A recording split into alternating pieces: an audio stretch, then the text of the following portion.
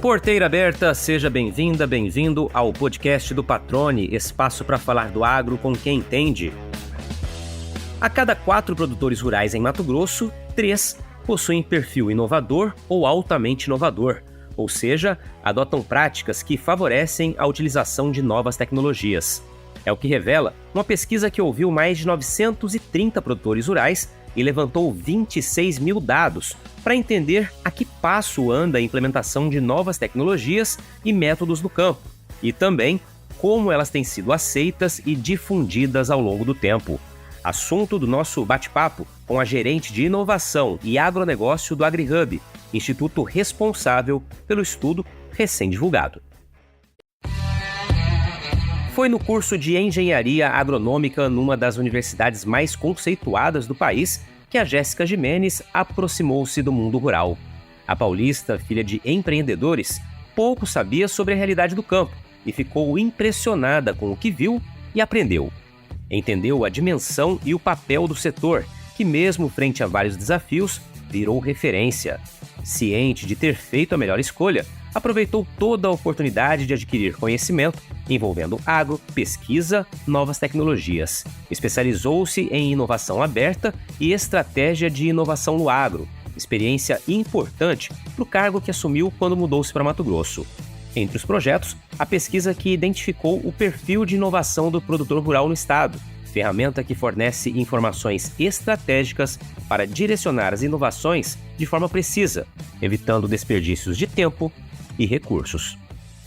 Jéssica Gimenez, que satisfação recebê-la aqui no podcast do Patrone, agora para conversarmos com bastante tempo, né? A gente tem gravado algumas entrevistas nos últimos meses, né? Sempre ali com foco no público do canal rural, então são entrevistas, né, obviamente mais objetivas, e também no dia a dia, diante da correria, a gente não consegue parar para conversar muito. Essa é a oportunidade para eu te conhecer melhor, né? Conhecer mais da tua trajetória profissional e, claro, você dividir com os nossos ouvintes aqui, com o nosso público, que está sempre acompanhando as novidades, inclusive do AgriHub no podcast do Patrone, sobre o estudo que vocês apresentaram essa semana, inclusive, que detalha, né, que mostra, de fato, o perfil da inovação, o perfil inovador dos produtores rurais aqui de Mato Grosso. Vamos falar bastante sobre isso, mas eu começo mais uma vez lhe agradecendo. Seja bem-vindo ao podcast do Patrone. Como é que você está? Patrone, muito obrigada pelo convite. Estou muito feliz por você ter me dado essa oportunidade de vir falar um pouquinho sobre mim, sobre a minha trajetória. E a gente sabe que você é uma pessoa de muito renome aqui no mercado, então obrigada de novo pelo convite. Legal. Você já está há quanto tempo aqui em Mato Grosso? E desde fevereiro, não faz muito tempo não. Já se considera quase uma mato-grossense aí, obviamente o tempo é curto, mas você tem conhecido muito da nossa realidade. É diferente de onde você morava? É diferente, mas eu falo que eu já sou cuiabano, né? Porque eu saio de Cuiabá, menina, eu passo um frio que você não tá entendendo. É rápido. É muito rápido você acostumar com o calor daqui. Então, qualquer lugar que eu entro, eu falo, meu Deus do céu, o povo tá congelando, ó. Eu sou aquela que volta de São Paulo com casaco de pele já, sabe, dentro do avião, porque não tem condições. Já mudou, né? Já mudou. Ô, Jéssica, vamos contar um pouquinho da tua trajetória, então, né? O pessoal já tá sabendo que você não é daqui, pelo sotaque ele deve ter identificado, você falou de São Paulo, mas me fala um pouquinho da tua história, né? Quem é a Jéssica Gimenez, como começa a tua trajetória, você nasceu onde, quais são as suas origens aí? Sou de São José dos Campos, para quem não sabe, São José ali é o polo tecnológico da aviação, onde tem Embraer, onde tem o ITA, né, é uma cidade muito referência em relação à inovação e tecnologia, mas também de ter os cérebros do Brasil. Mas muito pequena eu fui para São Paulo, né, a cidade de São Paulo mesmo, capital. E eu só saí de São Paulo para ir para Piracicaba quando fui estudar, né, que eu passei na Universidade de São Paulo. Mas até então era uma grande paulistana, né, que sem nenhuma intenção de sair da cidade de São Paulo, nunca tinha imaginado morar fora ali da cidade, pensando ali em fazer relações públicas, nutrição, né, coisas nada a ver com o agronegócio, porque de fato não tinha até então entendido qual era a minha história com agro, mas estudei bastante até eu passar ali na Universidade de São Paulo, que é a famosa Exalc, em Engenharia Agronômica. E o que te levou a escolher? Pois é, como eu comentei, eu queria muito fazer nutrição e relações públicas, né? Eu tinha certeza que eu queria fazer a Universidade de São Paulo. E aí eu achava que a Universidade de São Paulo só tinha em São Paulo, né, na capital, ali no Butantã. E aí eu fui descobrindo que existem outros campos, né, espalhados pelo estado. A minha escolha ali para engenharia agronômica veio muito da minha irmã. Então, a minha irmã, ela resolveu prestar zootecnia em Ilha Solteira, lá na Unesp. Ela passou no vestibular de meio de ano. E nesses 6 meses, ela foi falando pra mim, falou, ó, tem um curso aqui legal, e eu acho que você vai gostar. Engenharia agronômica, bastante biológica, foi uma área que eu sempre gostei bastante, parte de química. E aí eu falei, vou dar uma olhada aqui na grade, vou ver se tem na USP primeiro, né? Depois eu vou olhar a grade. E aí tava lá, né, na Exalc, eu nem sabia o tamanho que era escolher um curso na Universidade de São Paulo, mas na Exalc. E aí, quando eu passei, foi, assim, a realização de um grande sonho, porque eu sou da Zona Leste de São Paulo, né? Para quem não conhece a Zona Leste de São Paulo, é uma região bastante periférica, e a minha família vem desse lugar de periferia, das favelas ali perto do Corinthians, né? Então, eu nunca pensei em estar vivendo a realidade que eu vivo hoje. Inclusive, minha avó continua morando lá eu tô com 31 anos. Ela mora lá desde que eu tenho, sei lá, 5, 6 anos de idade, né? Uma vida, né? Quase a minha vida inteira que eu vou pra essa região. Então, não tinha nenhuma expectativa para ir pro agro, nenhuma expectativa de passar na USP, nenhuma expectativa de ir pra Piracicaba, e tudo isso foi acontecendo. E eu falo que ter escolhido engenharia agronômica aonde eu escolhi foi a decisão mais acertada que eu fiz na minha vida. Aquela universidade eu tive a oportunidade de ir uma vez, inclusive, gravar um episódio do podcast lá, muito bacana, e todos os exalquianos, né, com os quais eu conversei, inclusive o Paulo Zac, um deles, Boss. falam, o seu Big Boss, né? Big Boss. seu grande chefe. Falam que realmente, assim, falam não, demonstram realmente um carinho muito grande pela história da Exalc, né, pelo aprendizado, pela turma, enfim, pelas repúblicas, por tudo que envolve ali um ambiente de formação educacional, formação profissional, né, de iniciar uma carreira mesmo, mas tem um tchan a mais, parece ali, né? A gente cria vínculos muito fortes dentro da Exalc, né? As conexões, elas são muito fortes por tudo que a gente vive, pelas tradições que a Exalc mantém e por tudo que a gente carrega depois, né? Então, é uma universidade que ela mantém a tradição muito em churrascos, né? Todos os anos a gente tem churrasco. A gente tem o quinquênio que a gente volta lá e se reúne com todo mundo que se formou em 5, 10, 15, 20 anos. E aí a gente vai conhecendo ministros, diretores de multinacionais, CEOs de multinacionais, e todo mundo vai se conhecendo, vai entendendo qual que é o papel de cada um ali nesse ecossistema do agronegócio, e vai dando dicas, vai se fortalecendo mesmo. Então, acho que eu conheci grandes pessoas dentro da universidade, e eu consegui fazer excelentes conexões fora da universidade, com pessoas que eu nunca tinha visto na minha vida. Só que quando você chega e se apresenta e fala, fiz a Universidade de São Paulo, Exalc, é uma outra receptividade que você recebe, sabe? A gente tem uma liberdade muito grande de falar entre exalquianos, mesmo você sendo recém-formado, você falando com um ministro, não existe essa relação profissional tão distante. Existe de bicho doutor, né? Mas é outros 500. E também tinha um apelido seu, né, Exalc? Tinha não, tem, né? Qual é? Cuculeco. Não, explica pra gente. Esse meu apelido, ele vem da minha infância. Eu falava pro meu avô que eu era o cuculeco do sovaco dele, quando eu ficava muito estressada, eu queria fazer gracinha. E aí, eles contaram quando eu entrei lá na faculdade, na escola, e acabou ficando. Então, agora eu descobri que o pessoal gostou tanto do meu nome que deram pra uma menina da Unesp, alguma coisa assim. Então, eu acho que tem 2 cuculecos aí no meio universitário. Não, mas pelo menos assim, Davi é um que era das 2 histórias realmente. Normalmente eles escolhem qualquer um e colocam, né? Tinha uma relação já com o que você já estava acostumada. Exatamente. E só pra gente não deixar passar em branco aqui, Jéssica, e seus pais faziam o quê, né? Você disse já que não tinha uma relação com agro, qual era a sua profissão, né? A minha mãe, meus pais sempre foram empreendedores, né? Sempre foram autônomos. Então, os meus pais tinham uma empresa que eles vendiam uma válvula de gás do botijão de gás, né? Então, casas que ainda tem botijão de gás, dentro tem uma válvula em cima, que ela tinha uma inovação, que ela metrificava se o gás estava acabando ou não. Então, esse era o grande destaque do produto deles. E eles vendiam de casa em casa. Então, a minha mãe, ela era administrativa, financeira e comercial, no sentido de eles conseguiram entender um modelo de negócio que funcionava muito para condomínio, né? Então ainda tem muito condomínio antigo no Brasil que tem um botijão dentro do apartamento e que aí teve toda uma adequação do Inmetro, dos próprios condomínios para usar fazer as adaptações necessárias. E a minha mãe fechava os condomínios para o meu pai trabalhar. E meu pai ia lá e batia de porta em porta, vendendo essa válvula.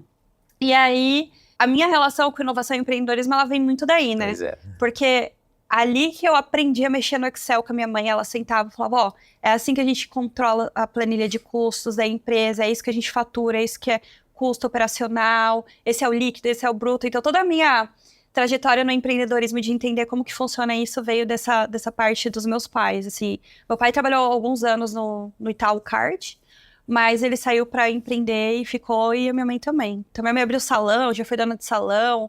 Hoje ela mudou para Lisboa, ela é corretora de imóveis, mas até lá sempre foi nessa jornada aí de Legal, tentar. já tem esse vínculo mesmo com o empreendedorismo, né? Já. E com gestão, você já explicou, exemplificou aí. Agora vamos lá, vamos só dar uma guinada na tua carreira profissional. Você se forma então na Exalc, qual o percurso que você seguiu? Dentro da universidade, eu comecei desde o meu primeiro ano já a me colocar dentro dos grupos de estudo, que a gente chama na Exalc de estágios, né? Então, no meu primeiro ano, eu falei, nossa, eu gosto muito de animais, eu vou ali para a parte de zootecnia, mas eu também não queria grandes ruminantes. Aí eu fui para os pequenos ruminantes, que são os ovinos e caprinos, né? Então, eu fiquei ali um mês estudando, trabalhando, fazendo todo o manejo das ovelhas, dos cabritinhos novos ali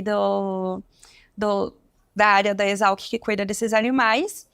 E aí, em um mês, eu, cara, aprendi um monte de coisa que eu nunca tinha tido contato na minha vida, né? Todo o manejo dos animais. E já foi bem intenso, mas aí eu falei, acho que não é pra mim isso daí, né? E aí, eu fui tentando vários grupos. Então, eu fui pro melhoramento genético no meu segundo ano, porque eu sempre achei que eu ia gostar muito da parte laboratorial. Falei, não, o laboratório é muito legal, porque tem aqui todos aqueles equipamentos, os laboratórios da Exalc são todas referências, análise de solo, análise de germoplasma, vai tudo pra lá. Falei, vou pra essa parte. E aí eu entrei num grupo de mestrados e doutorandos, em que eles desenvolviam alguns melhoramentos genéticos de soja no melhoramento clássico. Então, o meu trabalho ali era fazer a biometria de alguns campos experimentais da soja, para a gente analisar quais variedades eram resistentes ao complexo de percevejo, né, verde, o marrom, da soja. E aí, depois que a gente analisava, parece que tá tendo uma resistência, a gente corria um PCR ali para fazer uma análise de RNA mensageiro, que era o QTL, que nada mais é que um marcador genético que demonstra que aquela variedade é resistente ao complexo de percevejo, e aí ela ser lançada no mercado como uma variedade Luiz Queiroz, LQ, não sei das quantas lá, para as empresas usarem. E você gostou dessa experiência? Nossa, eu aprendi muito com essa experiência, assim, a parte laboratorial, a parte de biometria, entender como que funciona toda a parte de produção da soja, mas principalmente do funcionamento da planta de forma fisiológica, né? Então, como cresce, quais são as estruturas da planta, né? Então, tem a folha, mas tem a parte da soja que tem aquele pelinho. O que é o pelinho? Qual a cor da folha? Qual a cor da vagem? Qual a cor da flor? Né? Qual a cor do caule? Então, assim, eu nem sabia que soja tinha caule de cor diferente, flor de cor diferente. E existe toda essa variedade. Então, eu só teria aprendido isso e lembrado agora disso se eu tivesse vivido na prática, que se fosse na teoria eu não teria conseguido. Pois é, com certeza. E aí, quando você se forma, como começa a tua jornada profissional ali? Você começa por onde? Então, nesse meu segundo ano, esse projeto do melhoramento genético de soja era tão legal que a gente aplicou para um programa internacional chamado Thought for Food, que na época era uma ONG, em que ela incentivava o desenvolvimento de novos negócios a partir da universidade. Então, principalmente de projetos de TCC, mestrado e doutorado, como que você tira isso do papel e transforma em negócio, transforma em dinheiro? E a gente aplicou essa questão da QTL, né, dessas variedades, para ver como que acontecia dentro desses projetos, que nada mais era do que uma incubação, uma aceleração de startups, né? Então, ali foi meu primeiro contato com a área de inovação no agronegócio, no segundo ano da faculdade, em que eu entendi que, cara, isso aí é uma oportunidade legal. E eu fiquei nessa ONG 11 anos, eu me tornei coordenadora regional Latam, eu conduzi alguns projetos incentivando eles a se inscreverem e passar pelo nosso processo de aceleração nesses 8 anos. E só para vocês terem noção, as startups mais famosas do Brasil mundialmente começaram ali no TFF, que a gente fala. Então, a gente tem ali bons exemplos, a Mariana Vasconcelos, a CEO da AgroSmart, e do Felipe Vilela, que desenvolveu a Renature. Então, são duas startups referências no agronegócio brasileiro que passaram para o TFF, que começaram ali na Exalc também, né? E que a gente conseguiu criar esse processo de aceleração. E aí, lá na Exalc ainda, eu participei de outro grupo de estágio que é de modelagem de cana-de-açúcar, que é de previsão climática também. Então, foi ali que eu entendi os modelos. Trabalhar com dados, base de dados, resultados, o que gerava, as hipóteses, porque eu fiz administração científica. E aí tudo isso foi se desenhando para eu entender como trabalhar com inovação e tecnologia, que nada mais é identificar hipóteses, testar modelos, trazer para o produtor rural. E aí que começa a minha jornada profissional.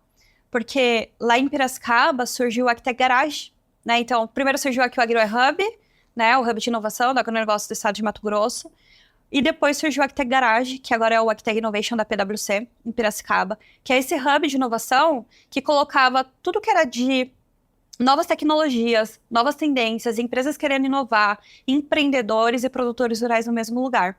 Então, eu fui trabalhar numa startup que fazia monitoramento e recomendação de produtos para pragas da cana-de-açúcar, lá dentro do Agtech Garage.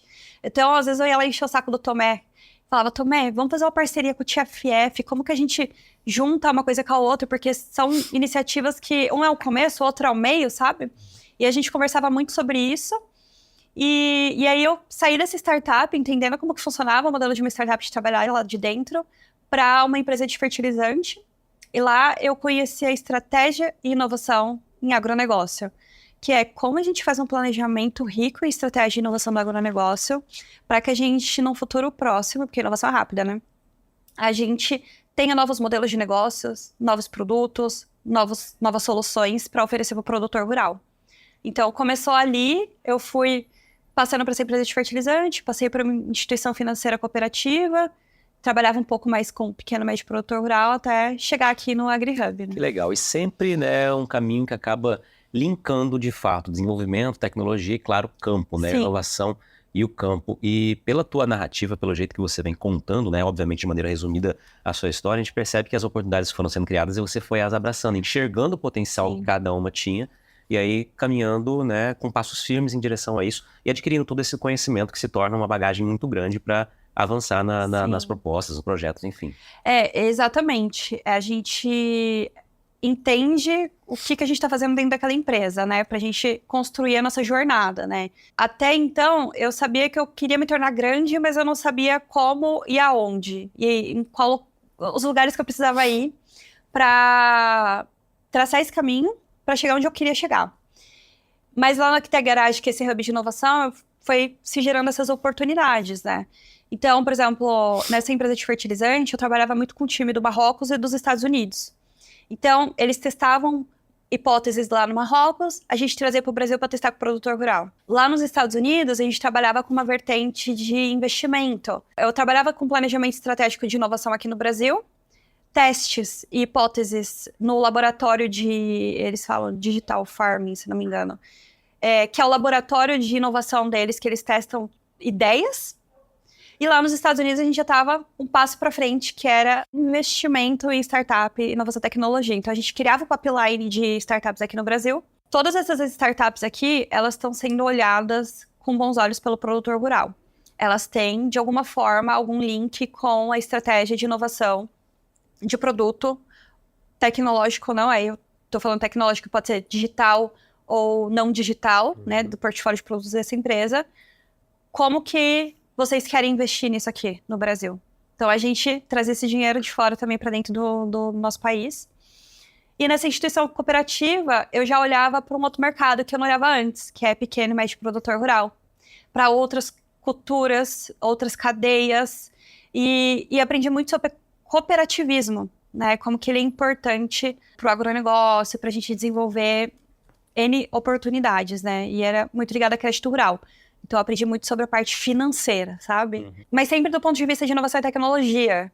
Então, assim, crédito rural. O que tem a ver com inovação e tecnologia? Cara, imagem de satélite, nota fiscal, comprovar a rastreabilidade da produção, sabe se o produtor vai entregar ou não produtividade. Tudo isso hoje a gente consegue ver com base na tecnologia. Hora de falar sobre inovação, comodidade, segurança, qualidade e agilidade para a semeadura. É isso que a Agrosol Sementes traz ao mercado com o conceito de semente pronta. O produtor só tem o trabalho de abrir o bag, colocar a semente na plantadeira e iniciar o cultivo. Assim, ganha tempo para aproveitar a janela ideal de plantio e fica tranquilo, porque as sementes foram tratadas por especialistas. A Agrosol apresenta ao agricultor um produto diferenciado que atende a 6 requisitos exigidos pela parceria Syngenta para certificação de qualidade, que, aliás, é considerada a certificação mais exigente do mercado na área de tratamento de sementes industriais. A semente Agrosol é preparada por profissionais treinados, com aplicação de doses precisas e bem distribuídas em todas as sementes. O resultado é uma semente que agrega valor à lavoura e traz mais desempenho para quem cultiva. Afinal, a ampla proteção contra pragas e doenças nos estágios iniciais da planta se traduz em mais produtividade. Para informações, entre em contato com a Agrosol pelo telefone 66 2123 5201 ou acesse o site agrosolsementes.com.br e busque o atendimento personalizado diretamente com o representante mais próximo de você. Agora, Jéssica, vamos lá. Tua vinda então para Mato Grosso, que você já disse, né? Veio um convite do Paulo, que assumiu daí como superintendente do Instituto AgriHub, né?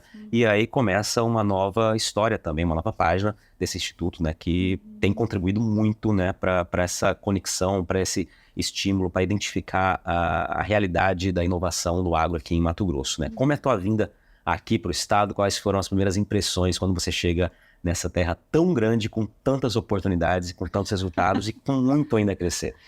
Olha, como uma boa paulistana, com muita arrogância e prepotência de achar que a gente conhece alguma coisa, né? A gente que é criada ali em São Paulo tem sempre, e eu tô falando por mim, mas eu tô falando por várias outras pessoas que sempre que eu comento, você morou em Mato Grosso, vixi, tem nada aí, né? E eu falo, e que você se engana, né? Tem muita coisa aqui. Eu vim com esse olhar de, cara, eu não sei o que eu vou encontrar. Acho que eu vou encontrar pouca coisa relacionada à infraestrutura mesmo das cidades, à organização do agronegócio, apesar de a gente saber que é uma potência, que tem grandes produtores rurais. E o que eu vi aqui me surpreendeu muito, sabe? Muito positivamente. A gente vê um sistema FAMATO, que é uma super organização dos produtores rurais do estado. A gente vê o AgriHub super se consolidando aí como a central de informação do produtor rural. O IMEA, que já é uma referência nacional ali de informação do custo de produção e economia aplicada, né, do estado. Mas uma das coisas que mais me surpreenderam do estado é como ele é bonito, verde, né, na época de chuva, e eu fiquei encantada. Antes de eu mudar, o Paulo falou, não, vem pra cá antes pra você conhecer. E a gente rodou aí 8 municípios do estado todo, então conheci todas as regiões, basicamente. E aí eu fui subindo lá pra Alta Floresta, que a gente foi parar quase lá no Pará, e eu falava, caraca, isso é muito lindo, é muito bonito esse estado, você vê as araras voando, você vê os animais na estrada, você vê a natureza pungente, é muito diferente do estado de São Paulo, né, a natureza. E eu sou muito apaixonada pela natureza, né? Eu vim aqui com meu marido convencendo ele, a gente vai pro Mato Grosso, a gente vai fazer todas as trilhas possíveis e imagináveis pra gente conhecer esse estado que é maravilhoso. E aí, quando eu vi aquelas águas cristalinas, eu falei, gente, como assim? Isso não é conhecido? Como as pessoas não vêm passar férias nesse lugar? Porque é muito maravilhoso. Então, eu sou apaixonada pelo estado, assim, de verdade. E quando a gente fala do agro, eu fiquei muito surpreendida da sindicalização dos produtores rurais, de como os sindicatos são organizados, de como o sistema político do estado é muito organizado, sabe? Essa é uma coisa que a gente não tem tão forte lá em São Paulo. A gente tem um cooperativismo dos canavieiros, mas não é diferente, né? Tanto é que canas em São Paulo sempre acaba quebrando de alguma forma. E aqui não, aqui é muito rico, é muito organizado. E isso me surpreendeu bastante. A infraestrutura do agronegócio e a organização de muitas entidades, né? A gente vê uma ProSoja, uma AMPA, como que eles estão cuidando do produtor rural, esses movimentos me trouxeram muito conforto de, tipo, não tá tão longe, sabe? O futuro tá muito próximo. Se é que ele já não tá acontecendo aqui muito antes de outros lugares, né? Então, isso que me surpreendeu. É legal quando você traz, assim, essa visão do paulistano, como você ficou, né? Vocês sabem do que eu tô falando. Você que tá dizendo, né? Não vou arrumar briga com ninguém. Mas isso mostra, e eu não vou falar, né, São Paulo, evidentemente, mas isso mostra um preconceito de quem vive na área urbana. Isso porque você ainda tinha já todo o conhecimento de agro que você adquiriu ao longo da história, né? Da tua trajetória. Mas se você pegar uma pessoa que não tem contato com o agro, é essa a sensação que tem. E inclusive você disse, eu fiquei impressionada em como isso aqui é verde. Então, se você que é uma pessoa do agro já tinha, né, estudado, já estava, né, ambientada à realidade do agronegócio, se surpreende quando chega para o Mato Grosso, a potência na produção agropecuária e tão verde quanto nós somos, nós preservamos, ainda temos intactos cerca de 63% do nosso território, né? Exato, isso é impressionante. Isso é impressionante, né? E por si só já fala, como a gente está numa semana em que a gente vê uma polêmica tão grande, né? Pelo CFO da Danone, que falou, enfim. Europeu. Né? Enfim, para quem não ouviu, só resumir para não avançar nessa polêmica, que é justamente, né, deixar de comprar soja brasileira, dizendo que no Brasil não há nenhuma fazenda sustentável.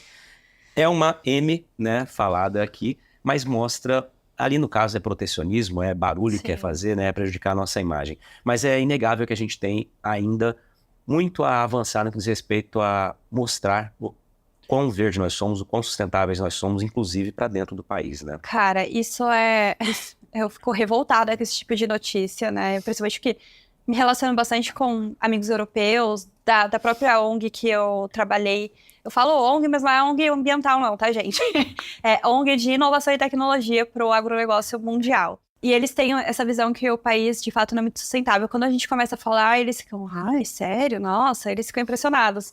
E vir pra cá foi muito importante pra mim, porque eu vivi coisas já que, assim, é história do Brasil, sabe? E eu vou contar isso porque eu nunca imaginei ter vivido. Que a gente, nessas rodadas que a gente tem feito, né, Patrone, do Dia da Inovação Aplicada, ou de levantamento dos problemas do produtor rural, a gente foi para Campo Novo do Parecis, que é uma região que tem uma grande área indígena, e uma produtora rural, uma mulher, estava lá conversando com a gente, e ela começou a tirar várias dúvidas e contar a história dela. E ela é uma mulher indígena dessa comunidade dos Parecis, e ela contou que ela é a primeira mulher engenheira agrônoma indígena do Brasil. Exato. E de como a FAMATO, que representa aqui os médios produtores rurais, que médio para o Mato Grosso, mais grande para o Brasil, ajudou ela a se estabelecer como essa produtora rural e os desafios que eles têm enfrentado dentro da comunidade na produção de soja. E esse me lembrou muito um TED de uma escritora sul-africana, eu não me lembro o nome dela, mas vocês podem procurar aí, que é O Perigo de uma História Única. É muito perigoso a gente escutar só um lado da história. Quando você vai conhecer e ouvir como esses indígenas, eles estão junto com os produtores rurais, com as entidades, para eles conseguirem escoar a soja, o problema que eles enfrentam, as restrições que eles enfrentam, de pessoas que colocaram limitações na cultura deles que nem deveriam ser estabelecidas, você começa a refletir sobre como o agro é diverso. Ele não é diverso só na produção agropecuária dos produtores que são mais famosos do Brasil. Ele é diverso dentro das culturas, ele é diverso dentro do estado. Imagina, a gente está falando de uma produção agropecuária do estado de Mato Grosso, que é a mais inovadora, que é a maior em escala, e a gente tem grandes produtores rurais indígenas, que eles produzem 22 mil hectares de soja ali na região, sofrendo grandes dificuldades que foram pré-estabelecidas por pessoas que nem entendem do agronegócio, nem entendem da vida deles, e você vê como que o agro transformou a comunidade deles. Então, eles passavam fome. Quando eles começaram a produzir soja, eles faziam a distribuição desse dinheiro entre ali a comunidade, eles começaram a enriquecer, e eles conseguiram manter a tradição dele por causa do dinheiro do agro. Então você fala assim, cara, uma comunidade indígena, ela só conseguiu sobreviver e manter a tradição porque ela tem o dinheiro do agronegócio, de uma produção de soja, que eles enfrentam muitos problemas, sabe? Então isso, quando que eu teria vivido na minha vida em São Paulo? Sabe? A experiência de estar no local, né, de conhecer, né? E aí, só para citar o que você mencionou, uma das entrevistas aqui do podcast, se eu não me engano, foi o episódio 046, eu vou confirmar aqui, com o Ronaldo Zoquezomaiaque, que é justamente lá da terra indígena, né, dos Parecis, né? Ele fala sobre essa história. São cerca aí de 2 décadas, né, que eles estão nessa iniciativa de cultivar soja, né, de produzir de maneira mecanizada, mas enfrentam uma série de desafios, né? Só podem plantar não transgênicos, ou seja, só soja convencional, e decorre aí vários impasses que eles enfrentam. Esse ano, inclusive, estão com uma dificuldade muito grande e devem plantar menos da metade da área que eles plantavam. Essa semana, inclusive, fica o convite aqui, uma reportagem do Pedro Silvestre, do Canal Rural, exibiu justamente essa realidade. Agora fica aí o convite para quem quiser acompanhar um pouquinho mais sobre a realidade de hoje, quais são os empecilhos que eles estão enfrentando decorrente da da mudança de preço, da dificuldade de acesso ao crédito por conta, né, da originação. Então, sim, é uma série de entraves que eles estão enfrentando, mas estão sempre buscando ser resilientes, né, como eles são. É uma história muito bacana, a reportagem. É só procurar lá no site do Canal Rural, né, matogrosso.canalrural.com.br, você acessa direto o site aqui de Mato Grosso, né, mostrando essa reportagem. Bom, Jéssica, no fim das contas, a história é essa, né? Sim. É conhecer para ter noção exata de uma realidade, né? Acho que é muito bacana esse exemplo que você traz, inclusive, que contempla essa história que a gente está contando. Falando em história, falando em conhecer a realidade, qual é a realidade digital, qual é a realidade de inovação? Digital não, de inovação do nosso produtor rural aqui em Mato Grosso. Nosso estudo, ele mostra ali, né, Patrone, que 76% dos produtores rurais do estado de Mato Grosso, eles são inovadores ou altamente inovadores, né? Então, isso traz pra gente os indicadores do próprio estudo, né, de como que a gente pode atuar a nível de maturidade desses produtores rurais na introdução dessas novas tecnologias ou em manter essas tecnologias no campo, em testar essas tecnologias no campo, né. Esse estudo, ele traz pra gente muitas reflexões e muitos insights de como que cada empresa deveria se posicionar em cada um dos aspectos dessa produção agropecuária em relação à inovação e dessas personas do produtor, ou desse perfil do produtor, né, que pode ser pouco inovador, altamente inovador, ou dessas personas que são os inovadores digitais, os digitais cautelosos, os adotantes práticos e o produtor mais conhecido do Brasil, que é o tradicional, né. Maravilha. Só para fazer um adendo e não deixar passar muito aqui, Jéssica, você vai detalhar mais a pesquisa? Sim. Episódio, confirmando aqui, episódio 46, com Ronaldo Zoquizo Maiaqui, é a garantia da sobrevivência do nosso povo, é o nome do episódio, que traz ali, né, como subtítulo, né, como a agricultura mecanizada em larga escala transformou a realidade dos Pareci. Então, confirmado, é episódio 46, tá? Quem quiser é só procurar ali na playlist do podcast do Patrone. E aí você trouxe essas 4 personas aí do produtor rural aqui em Mato Grosso, e você já disse, né, são 76% são inovadores ou altamente inovadores. Mas detalhe a pesquisa para quem, né, ainda não teve acesso a ela, né? Quantos produtores vocês ouviram? Sei que foi de 2021 até 2023, quais que tipo de cultura, o que eles produzem, né? Para a gente ter um escopo geral aqui de maneira ilustrativa para quem está ouvindo.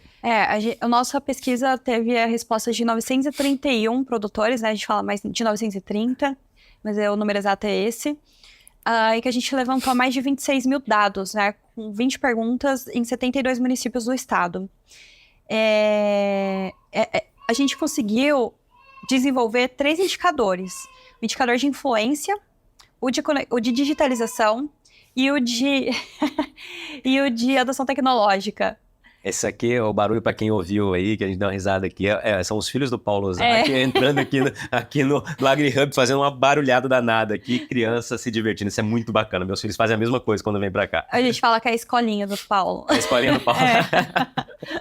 Então, esses indicadores, eles mostram pra gente algumas questões relacionadas a como que essa inovação ela tem acontecido no campo. Quando a gente olha para influência, o que é o indicador de influência? É um indicador que mostra para o produtor qual produtor é mais influente ou não naquela região. E como que a gente metrificou isso? Ele respondendo se ele é membro de cooperativa, se ele é membro de um sindicato, de uma associação, e se ele compartilha as experiências dele com outros produtores rurais. Então, se ele já deu uma palestra, se ele já foi ali numa reunião dessas associações falar sobre qual a experiência dele sobre determinado produto-solução, que ele testou dentro da propriedade dele.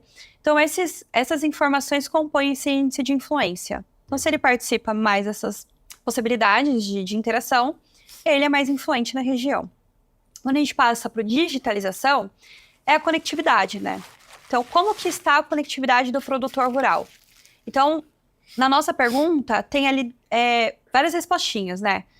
Você tem conectividade em área total, você tem conectividade em área parcial, você tem conectividade só na sede ou você não tem conectividade?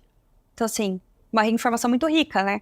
Tem muitos detalhes dentro dessa conectividade, né? Só tem ou não tem, é como está. Então, a gente vai conseguir acompanhar isso ao longo dos anos. E se ele usa software? Se ele usa um software ou técnico, ou agronômico, ou se ele usa um administrativo, financeiro ou contábil. E aí a gente vê ali que ele usa mais o financeiro, administrativo e contábil. Buscando gestão, né? Focando em gestão. Pois é, esse é um dado que surpreendeu, porque a gente imaginou que a gente fosse encontrar muito mais o uso de softwares agropecuários. E não é uma verdade. Então, interessante a gente se basear sempre em dados, né? Não Exatamente, não no achismo, né? E aí você, só para fechar a parte de conectividade que você mencionou, de dados gerais aqui, você tem 93% dos produtores que responderam a pergunta, isso representa, claro, boa parte do geral, né? Possui algum tipo de conectividade na propriedade rural. E aí você citou, eu vou trazer os números aqui, né? Cobertura total é menor, é pequena parte, né? 18%. Possui apenas na sede 53%, ou seja, a pessoa consegue se conectar mais ali da sede, né? Isso significa que provavelmente ela não vai ter as máquinas interligadas, né? Essa é uma das consequências disso. Sim. Possui em parte da área 23% e não possui os 7%, já que 93% responderam que possui internet, né? Tem conectividade. Esse dado, né, essa realidade, se reflete também no tipo de persona que o produtor é. Exatamente, exatamente. Todas as personas, elas foram criadas dando diferentes pesos para esses indicadores. A gente pode comentar sobre elas daqui a pouco, mas é exatamente isso. Quando a gente olha para esses indicadores e para essas informações que você compartilhou, Patrone, a gente consegue metrificar e agir para fazer mudança. Então, se a gente sabe que só 18% tem cobertura total de conectividade na propriedade rural, então a gente tem, olha o tamanho da oportunidade para a gente mudar isso daí, né? Quando tem só na sede, 56%, é bastante, mas, cara, a gente ainda tem metade disso.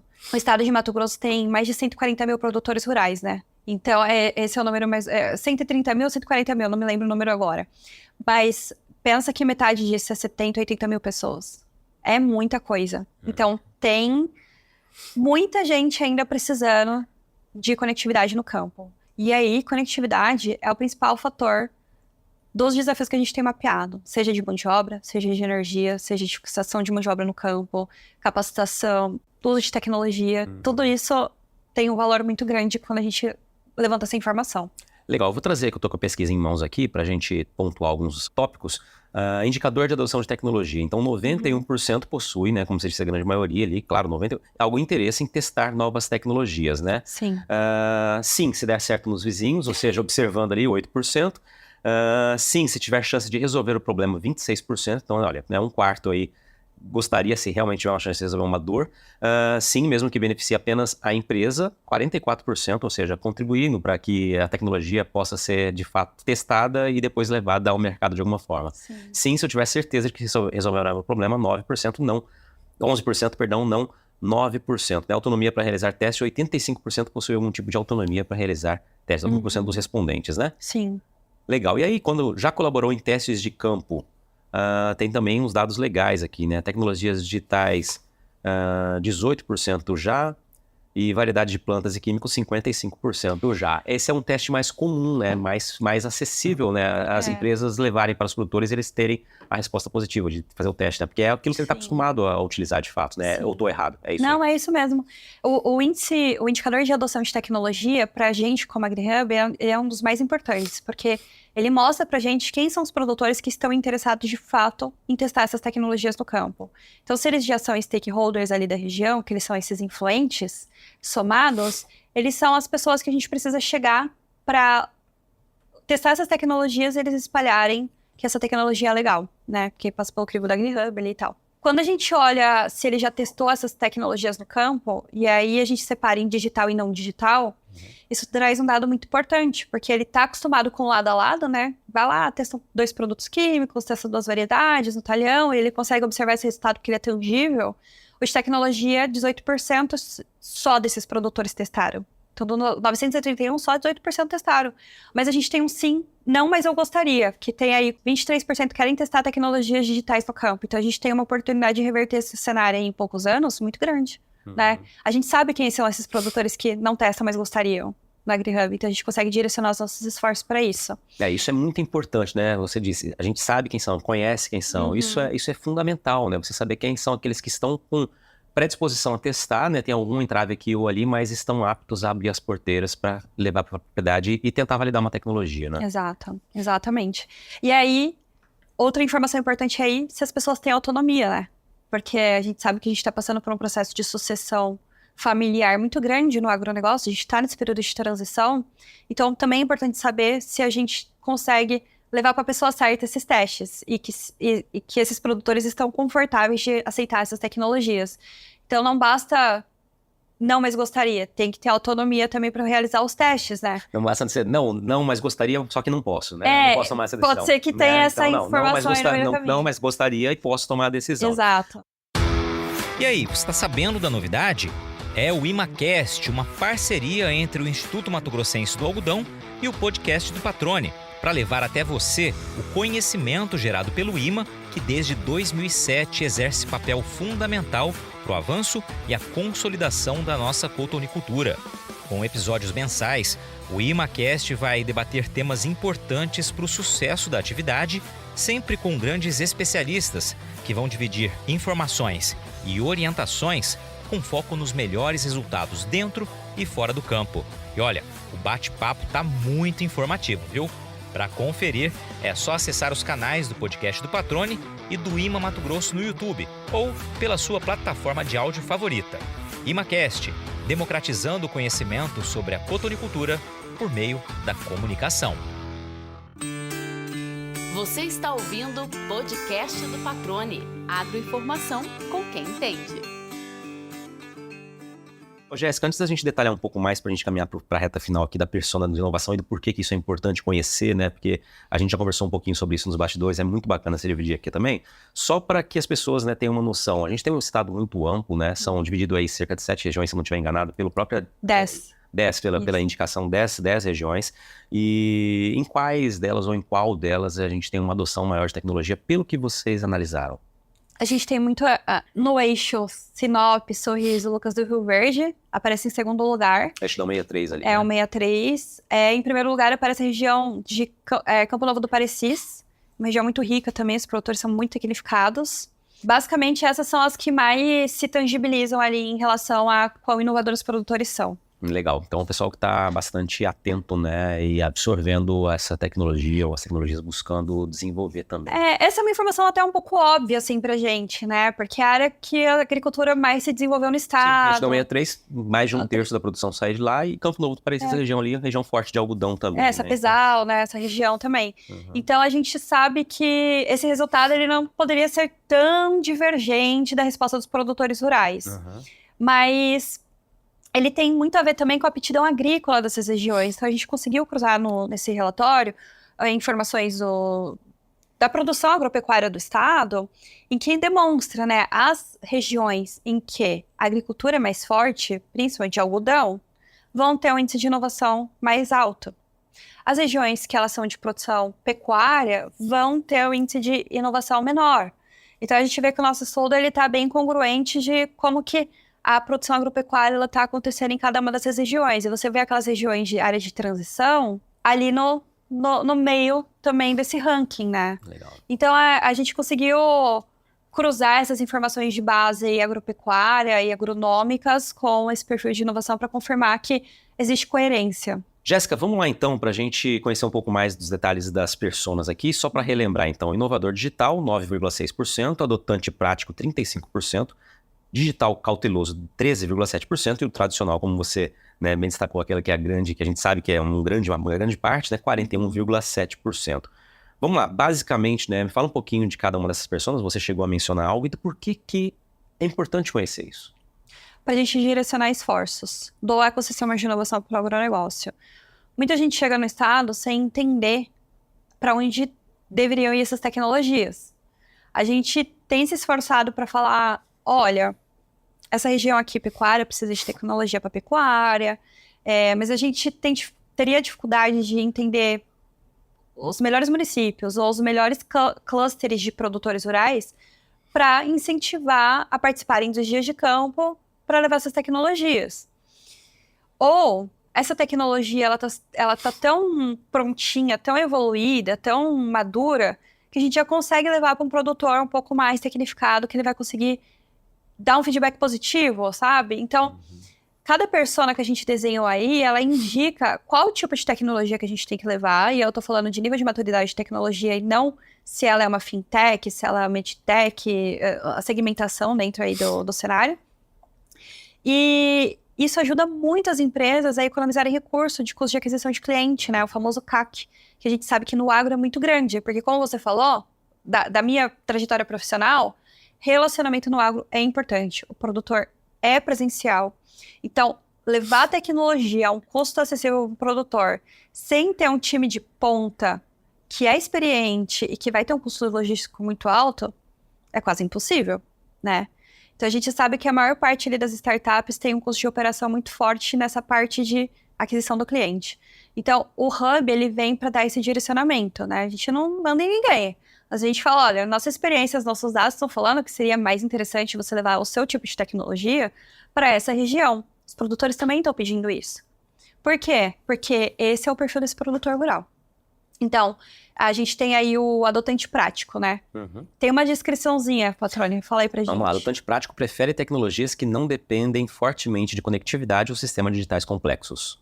Por quê? O índice de digitalização dele, que é aquele que tem uso de software e conectividade, é baixo. Então, como que a gente tem que agir com esse produtor rural? A gente tem que agir de uma maneira diferente daqueles produtores que eles querem integração de sistema. Que tipo de tecnologia a gente tem que levar? É diferente do produtor tradicional também. Ele não quer ver um negócio muito simples, ele já quer ver um negócio mais elaborado. Mas ele quer um negócio mais elaborado que não dependa de internet. Então, olha a complexidade desse sistema também. Ele tem que ser bom, porque o cara já é digital, ele já é profissional, e não pode depender da internet. A gente não consegue rodar 2 horas aí sem internet, né? Na estrada, né? E aí a gente tem o digital cauteloso, que fala o quê aí? Fortemente conectado e utiliza ferramentas digitais avançadas. Mas qual que é o índice de adoção de tecnologia dele? É baixo. Ele já é menor. Então, ele tem uma alta conectividade, mas o índice de adoção de tecnologia dele é baixo. Então, assim, ele é um cara que ele é um pouco mais, vamos falar a linguagem do agro, seco, né? Eu só vou usar se der certo. Eu tô pagando para ver, mas só se eu não tiver risco atrelado, né? Então, ele é um cara profissional, ele é digitalizado, ele tem internet na propriedade, mas ele é um pouco mais cético em relação ao uso dessas tecnologias, por isso que ele adota pouco. Ou ele adota aquilo que o vizinho tá indicando, sabe? Maravilha. E aí, o tradicional...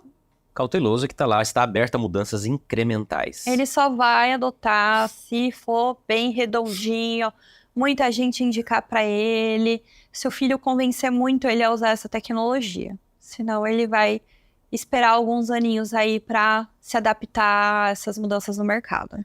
Muito bom, Jéssica. Eu vou só trazer as recomendações aqui. A Jéssica explicou muito bem. Vou falar em tópicos aqui, aproveitando que eu estou com o estudo em mãos. Aliás, fica o convite para quem quiser saber mais detalhes desse estudo.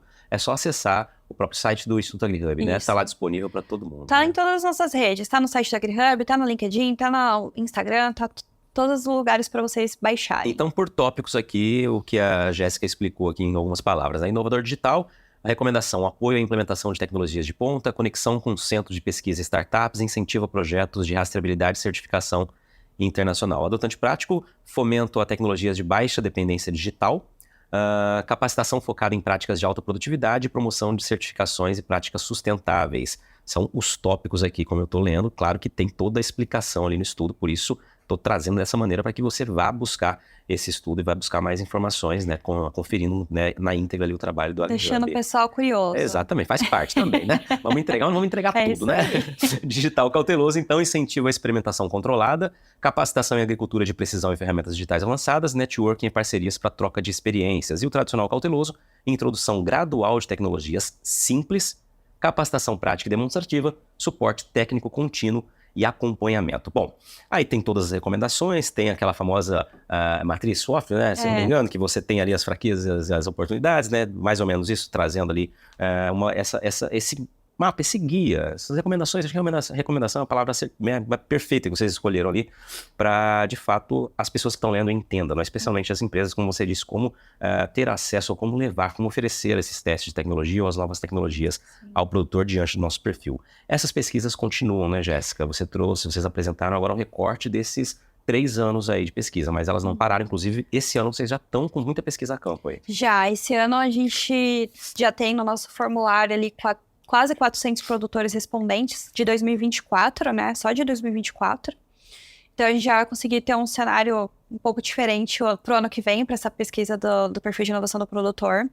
Números diferentes, a gente já conseguiu acompanhar a subida de alguns indicadores ali, né? Então, estamos indo para o caminho certo. E a gente tem essa informação, Patrone, granular, né? Então, a gente tem essa informação por região, a gente consegue ranquear município, a gente consegue ranquear personas por município. Isso tudo a gente consegue trazer um pouco mais personalizado para os parceiros da AgriHub que tiverem interesse em ter esse relatório mais personalizado, né? Então, quem tiver interesse em entender um pouco mais sobre aquelas regiões que vocês querem trazer a tecnologia para vocês para o estado de Mato Grosso, pode ser interessante ter uma partezinha desse estudo para ter um melhor norteador, né? A ideia do AgriHub é cada vez a gente aprofundar mais nesses estudos, mais essas informações sobre o estado de Mato Grosso, sobre inovação e tecnologia dentro do estado, para compartilhar com os parceiros estratégicos do Hub. Perfeito, maravilha. Jéssica, vamos para nossa reta final rapidamente aqui. Tradição no podcast, quem participa não foge dessas 3 perguntinhas aqui. A primeira é: qual a pergunta que você, Jéssica Gimenez, gostaria de ter que responder no futuro, que ainda não foi feita essa pergunta a você? Pode ser lá na frente, pode ser... Enfim, aquela pergunta que eu gostaria que um dia me perguntassem isso, porque eu falaria isso, isso e aquilo. Nossa, eu acho que... Como foi para mim ter vivido todas essas mudanças na minha vida, sabe? Sair de São José, São Paulo, de Piracicaba para o Mato Grosso, do ponto de vista de uma mulher no agronegócio. Eu nunca recebi essa pergunta, mas eu gostaria de responder. Legal. Ainda está no caminho da construção dessa resposta, mas já tem uma trajetória bacana. Já tem. E experiência não falta. Muito legal, muito bacana, muito bacana.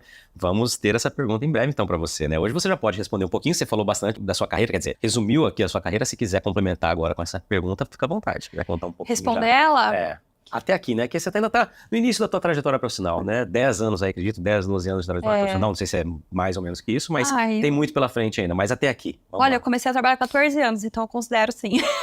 Já são 15 anos aí, 16 anos aí, 17 anos aí. Porque todos esses trabalhos que eu fiz antes de vir pra carreira do agro me ajudaram muito a construir toda essa maturidade que eu tenho. A gente vai sempre somando pedrinha, não tem jeito, né? E como você responderia hoje essa pergunta, então, Jéssica? Olha, Não é simples, né? A gente sofre muitos desafios ao longo da nossa jornada por ser uma mulher no agronegócio, mas a gente vai encontrando outras mulheres que vão apoiando a gente ao longo dessa jornada, né? E sair de todas essas cidades que a gente é muito confortável, né? Nossas cidades natais. Então, eu saí de São José, que tá toda a minha família. Fui para São Paulo, que tem uma outra parte da minha família. E aí eu decidi sair de São Paulo, né? Então foi primeiro quebra de vínculo ali com a família de verdade. Fui para Piracicaba, construí outra família ali com a minha república, com os meus amigos. E ali já foi essa primeira experiência de ser mulher no agronegócio, né? Porque faculdade de agronomia sempre tem maioria de homens. A gente já começa a ver como o mundo é competitivo em relação às mulheres e como a gente sempre tem que... A gente nunca pode falhar, a gente nunca pode errar, a gente nunca pode se irritar, a gente nunca pode se estressar com alguma coisa, né? A gente tem que ser sempre plena e a gente tem sempre que ser constante o tempo inteiro. E se nós somos mulheres provocadoras, questionadoras, isso não é bem visto. Isso não é bem visto até hoje, mas eu visto essa carapuça, sabe? Então eu decidi, há 2 anos atrás, manter um posicionamento de ser uma mulher questionadora, assertiva, objetiva e que vai tentar quebrar esse status quo o tempo todo. E a gente enfrenta muitos desafios, mas eles me preenchem também, sabe? Porque eu sei que eu abro portas para outras mulheres igual outras mulheres já abriram para mim. Então eu tenho muito orgulho dessa jornada de estar se transformando na mulher que eu sou hoje. Eu sei que eu vou mudar muito ainda, espero que para melhor. E espero que eu tenha mais apoio de homens, além das mulheres, sabe? As mulheres me apoiam muito, muito mesmo. Agora eu esperava ter mais apoio de homens, eu ainda tenho pouco. E eu queria ver esse ecossistema evoluindo para esse cenário, sabe? Não só a mim, né? Eu tô falando de todas as mulheres. Muito legal, Jéssica. Que esse seu pedido, né? Esse seu recado seja amplamente ouvido por aquelas pessoas que nos acompanham aqui, por outras que ouvirão, certamente, porque é muito importante poder contar com esse apoio, né? Felizmente a gente tem visto nas últimas 2 décadas que posso testemunhar isso, o quanto as mulheres estão vencendo esse desafio e o quanto é importante isso, mas a gente sabe que ainda há muito e você traz aqui uma opinião particular, né? Ou seja, é preciso mais apoio, né?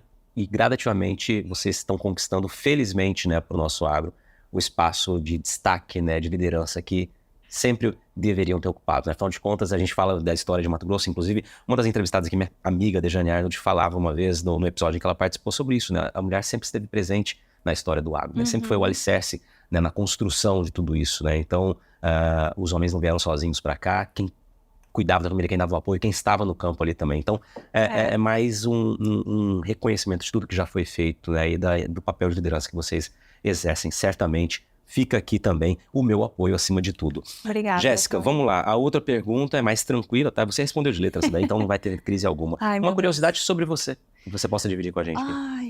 Antes de ser agrônoma, eu queria ser surfista. Essa você omitiu no início da entrevista. Você falou das outras 2 profissões, mas não falou... Eu não lhe julgo, porque eu não acharia ruim se eu fosse também. Não tive a oportunidade. Talvez pudesse ser um campeão mundial, mas não tive a chance de testar isso, né? Pois é, a gente era de São Paulo, então a Shopping de Paulista é praia, né? Então a gente ia o tempo todo, como a família é de São José dos Campos é mais próximo da praia também. Cara, foram 20 anos passando Ano Novo lá em Caraguá-Ubatuba, sabe? Então, eu amo ir pra praia. Nossa, eu ainda quero vender meu coco na praia, sabe? Uma hora eu largo o agronegócio e vou vender meu coco na praia, que é agronegócio ainda, né? Só é diferente. Exatamente. Porque eu sou uma apaixonada. Eu aprendi a surfar o ano passado. Mentira, 2021. Aprendeu que mesmo? Eu aprendi de verdade, assim. Eu ganhei uma prancha de 15 anos da minha mãe, né, de aniversário. Falei, não, agora eu vou ser surfista. E a vida, 15 anos a gente já começa a trabalhar, estudar um monte, né, você vai diminuindo aí das praias no final de semana, também esquei pra balada, né. Acabei me afastando um pouco disso, quando eu fui pra Exalc ainda, muito mais, porque Piracicaba é muito mais longe. E aí, 2021, eu falei, não, esse ano eu preciso aprender a surfar de verdade, assim, ir lá pra trás do mar, pegar a onda. E eu fiquei 10 dias lá, todos os dias, treinando. E eu consegui virar uma surfista amadora, graças a Deus. Fiquei em pé na prancha. E esse é o que eu imagino, assim, você é uma senhora que tá lá pegando só um dia no longboard. Aí você é uma futura linda. Tá com 31 anos, tá tranquilo, já aprendeu, aí tem muito caminho pela frente. Dizem que é igual andar de bicicleta, né? Não sei. Ou cai sempre. Vamos lá. Ô, Jéssica, e pra fechar aqui, as pessoas que quiserem entrar em contato contigo, por onde te procuram nas redes sociais, qual que é o caminho? Ai, Patrone, eu tô tentando essa vida de blogueira do agro agora, né? Então, quem quiser me seguir nas redes sociais, ali no Jéssica Gimenez _agro, o Instagram e o TikTok. Eu tenho lá colocado alguns conteúdos sobre inovação e tecnologia no agro.